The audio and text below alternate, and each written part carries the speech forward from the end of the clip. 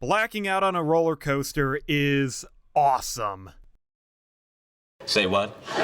Yeah, you heard me. Blacking out on a roller coaster is amazing. I know, that's probably a very hot take. Blacking out, that's pretty serious. It's not something you typically experience on a ride. And the majority of people would never want to experience that. Blacking out is no walk in the park. But you know what? I'm weird. I enjoy it. I like the feeling of losing my vision on a roller coaster. Whether it's mild and I'm just partially losing my vision, or it's extreme and I'm completely unconscious. Either way, there's nothing in the world like the feeling of going dark. But now, when I'm saying there's roller coasters out there that make you black out, what rides am I exactly referring to? There aren't really a lot of rides that can achieve this. Only a select few roller coasters can actually cause a blackout. And by a select few, I actually mean one. There's really only one roller coaster out there that is infamous for making people black out. And what ride is that? Well, it's the one and only I-305. Ooh, I'm sorry, I mean Pantherian. Who names these coasters? Yeah, I'm just gonna keep calling this ride I-305. I don't like Pantherian. So, I-305. This coaster is a beast. It's probably the second most intense coaster I've ever ridden. My number one will always belong to X2, but I-305 is intense for a whole different reason. While X2 is intense because it tries to toss you around like a ragdoll, while at the same time obliterating your calves, but I-305, this ride is intense because of the serious G-forces it pulls. I-305 is essentially all positive Gs. And if you don't know what positive G-forces are, well, then you haven't been watching the Euthanasia Coaster videos. But essentially, in layman's terms, positive G-forces are experienced when you're being pushed into your seat, as opposed to being thrown out of your seat, like airtime, which is negative G-forces. Like, let's say I was a twig and I weighed 100 pounds, a nice round number to keep it simple. If I'm exposed to 1 G of force, that would be 1 times the force of gravity acting upon my body. So I would still weigh 100 pounds. If it was 2 Gs of force, that'd be twice my body weight. So that would be 200 pounds of force compressing on me. And if we scale up the acceleration value to I-305's impressive 4.5 Gs, then my total body weight would have a feeling of 450 pounds of force. Or if we convert that to newtons, that's a little over 2,000. So think about that. Every single time you ride I-305, you're feeling 4.5 times your body weight just compressing on you. And usually, that wouldn't be healthy for you. Humans can only be exposed to high levels of G-force for so long until eventually you're G-locked, which is when your body hits its limit and you black out. But what does blacking out feel like? What is it like to lose consciousness on a roller coaster? Well, first off, on I-305, if you were fortunate or unfortunate enough to black out, it would occur around the first turn. Here, you would be traveling at a speed of 90 miles an hour as you attempt to burn off all that newfound kinetic energy, and as you traverse this turn, your vision might start to go a little fuzzy. Suddenly, as your body is being compressed, you for some reason can't really see too well, maybe only getting pixels of reality. And normally, for most riders of I-305, that's as far as it goes. You typically just experience a gray out, but never fully blacking out. Most riders don't lose consciousness entirely. They can usually still witness what's happening around them.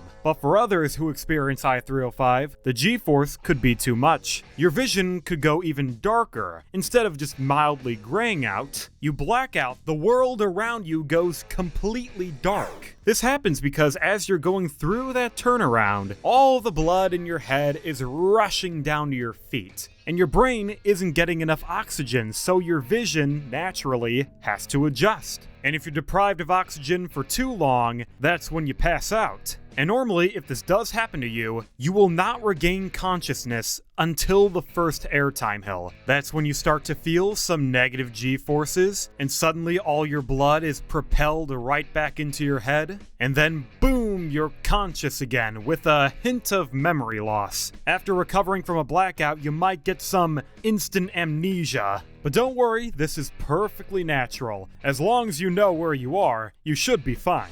Now, on occasion, this blackout could extend a little longer past the first turnaround. If you don't regain consciousness at the first airtime hill, you'll definitely wake up at the second airtime hill. So if your body isn't prepared for I-305, there's a good chance that you could be knocked out for a third of the entire roller coaster. And I'll just say it, the possibility of that happening is a bit intimidating. Wait, blacking out isn't for everyone. It can be a terrifying prospect, whether it be from a roller coaster or alcohol. Hi.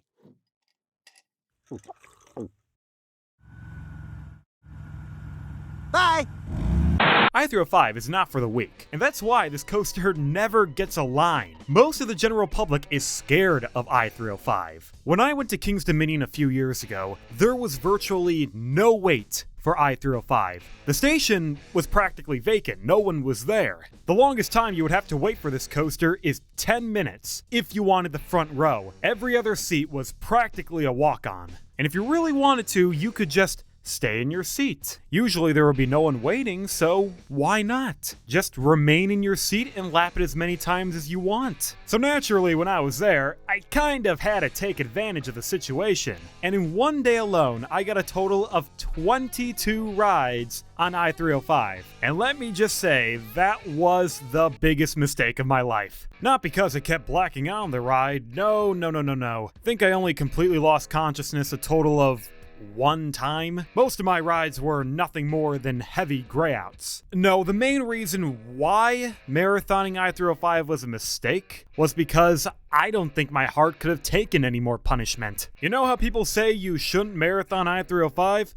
Take their advice, seriously. Because after around ride 12, that's when it started to get painful. You know that feeling when you run a mile and you're kind of out of shape because you never run miles, and you get that intense pain in your chest? Well, that's what I-305 started to feel like. The positive G-forces were just doing a number on my circulatory system. There is a point when it becomes too much. Your body is not meant to withstand 4.5 Gs every 3 minutes consecutively. I capped out at 22 rides and I felt like crap. It felt like my heart was gonna pop. After a while, graying and blacking out felt like no big deal. I was dreading the rest of the ride because I didn't like the tight feeling in my chest. Every time we hit the trim brake on one of the last airtime hills, I kept thinking in my head, sweet relief. Finally, I could catch my breath for a second. It's clear that after multiple rides on I-305, this coaster was becoming a bit too much. But I don't give a damn because I still love this coaster. This is one of the few roller coasters out there where I can actually feel something. I love roller coasters, but a lot of them, they don't really do it for me anymore.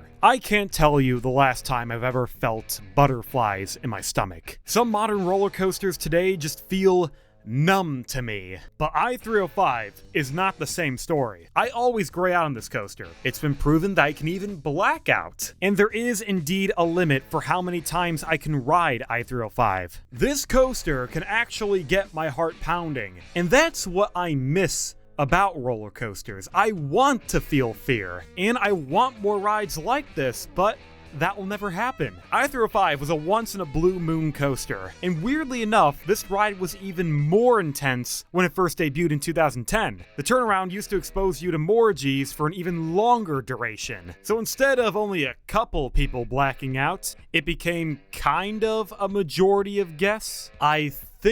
I'm honestly not quite sure how many people were blacking out, but it had to be a substantial number because King's Dominion, they completely ripped out the first turnaround and reprofiled it. They raised the turn as a way to burn off kinetic energy while gaining potential energy, and in doing so, they minimized the intensity. And to some extent, King's Dominion's problems were solved, but not really, because the general public still didn't trust I-305. The coaster still had the reputation of the ride that makes you black out. So there wasn't a whole lot King's Dominion could do about the ride's reputation. However, if that meant that I-305 would always have a short wait going forward, then I don't really care about the ride's reputation. Because I-305 is the ride for the enthusiasts. Only the brave can endure this roller coaster, and maybe partially the mentally ill, because you kind of gotta be in a weird headspace to look at the possibility of blacking out and saying, yeah, that's fine. It's like you're accepting pain just for the thrill of it.